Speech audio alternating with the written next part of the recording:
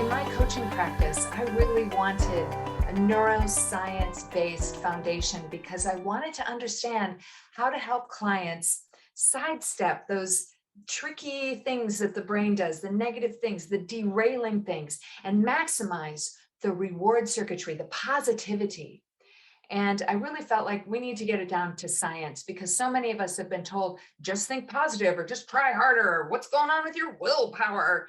And actually willpower is kind of a myth. And thinking positive with the same brain that's already negative is really hard, to say the least. So we want to take advantage of the brain.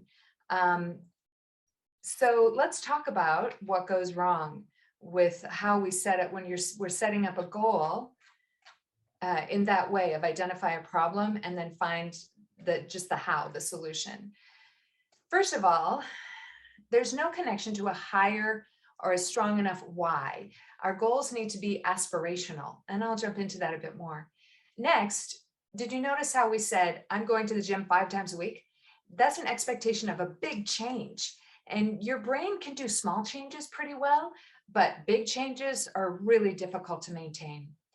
Finally, if your brain is not immediately, in the moment when you're setting these goals, if it's not already wired to take advantage of your inner wisdom and power, then again, things can fall apart. So tonight, what I want to cover is how we set those goals to sustain your motivation in the long term, how to build the practices, the repetition, the habits that lead to success, and finally, how to wire your brain towards your greatest self. And in that final one will be an actual program that can be very useful for rewiring the brain in a pretty simple way. All right, well then let's kick off with our first segment, how to set these inspirational goals. All right. Okay, first nerd moment. I am a nerd. I love the science, y'all. I love the science. Okay, let's talk about the limbic system. This is very applicable to almost anything that we're doing in life, but definitely goals, because if we set up a goal that the limbic system doesn't like, it's going to take us away from that goal. So we're looking at the parts of the limbic system, specifically the hypothalamus, the amygdala, the thalamus.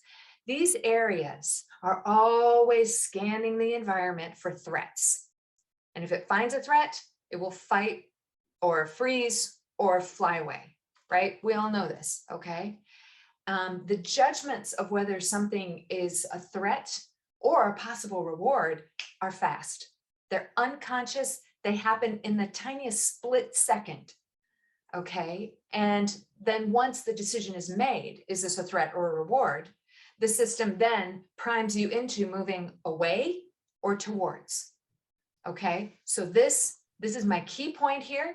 The limbic system is always going to be trying to move you away from threats and towards rewards.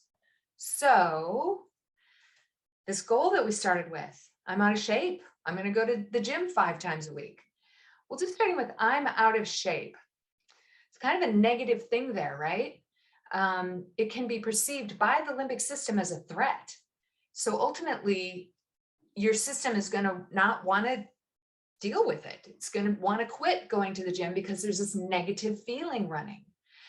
Negative motivation, of course, can be used to move things forward sometimes. Sure. Like if you need to run out of a burning building, negative motivation is fantastic for that, right? It's great for crisis, right? Oh, I've got to hit this deadline or the project will fall apart. Okay, great. We can get it done.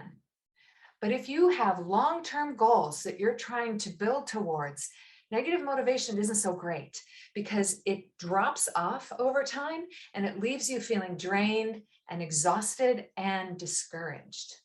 Okay? It creates what we call an away state, ultimately. I want to go away from this. Okay? So, again, away from threats, but towards rewards. So let's set goals that move us towards rewards. Groovy. So how do we do this? We need to leverage this circuitry by having aspirational or superordinate goals. So the highest level of goal that we can set. So I'm going to stop share again on this because I want to get some thoughts from you. Before I give an example of this, I want you to give a little thinking on this example that we gave. I'm out of shape. I'm going to the gym 5 times a week. So how can we let's pull the lens back. This is an area of our life we're trying to address, right? What's the sort of area, the topic, the larger area of life that we're trying to address? Health. Thank you, Stuart. Yes, yes. The superordinate of I'm out of shape is health. So what is the most aspirational goal that we can set for our health?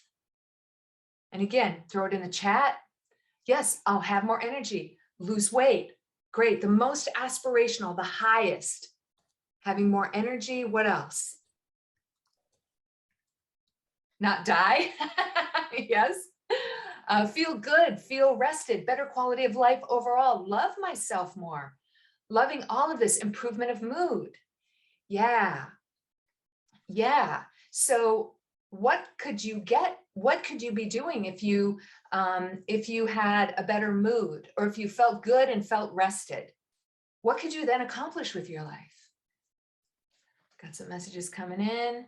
You're more functional. Yeah. Yeah. Well, I think about things like I'm basically running to, yes, more meaning, happier. Absolutely. Yeah. And maybe you have, like I'm also a performer and a writer, as well as a coach and trainer. And being in shape is into the superordinate because I need to have a lot of energy so that I can have a full, rich life, right? And I also love that about not die. Exactly. Do you want a really strong second act? Do you want a strong third act? Yeah, let me give a thumbs up, y'all, right? Yeah. And so now when we're thinking in these terms, the reward circuitry is popping, popping, popping. Are you starting to feel it? Yeah, I'm seeing some smiles. Yeah. Yeah. So when you go aspirational like that, your brain loves it and you can maintain the motivation a lot more. Okay, let's see what we got for you. So the why, and we have established the why. I want to live longer. I want to have more energy. I want to do more. I want to be happier. And just because I'm a nerd, let's look at the brain. So as you can see, the reward circuitry starts in the same area with the amygdala and the hypothalamus and the thalamus. And then it just pops right out. We got our dopamine circuit coming here, the prefrontal cortex.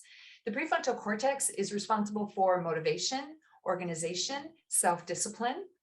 And then, and it's very pleasurable. Dopamine, the dopamine pathway here, very, very pleasurable.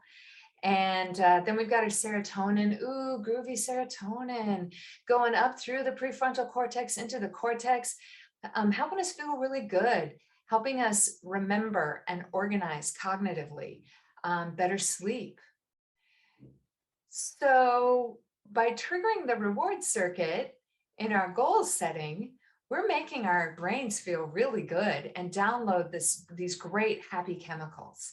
Okay, and aspirational goal setting does this. And it makes your brain want to continue to go towards it. Okay, to sum up, you go for your most aspirational, superordinate, and use detail and enthusiasm.